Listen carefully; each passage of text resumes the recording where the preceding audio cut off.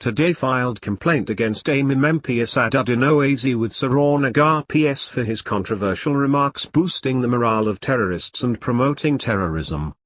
And BJP leader also fire on Imam MP Asaduddin Owaisi.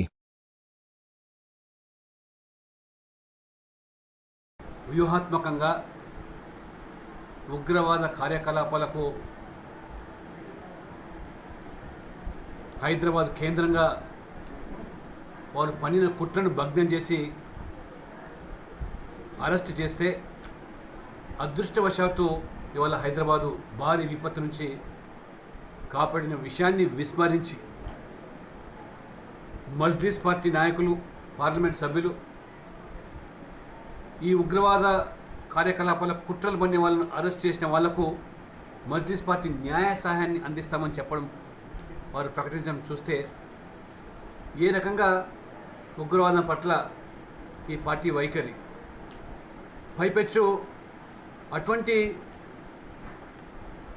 ఉగ్రవాదులకు ఊతమిచ్చే విధంగా వారు వ్యవహరిస్తూ ఉంటే అధికార party TRS party Majlis party నాకు సహజ మిత్రులు అని చెప్పడము, మజ్లిస్ పార్టీని ఏ వాదమైనా వారు నాకు మిత్రపక్షమని స్వయంగా ముఖ్యమంత్రి ప్రకటిస్తూ ఉంటే ఈ హైదరాబాద్ ప్రజలు వారికి ఎవరు భద్రత కల్పించారు?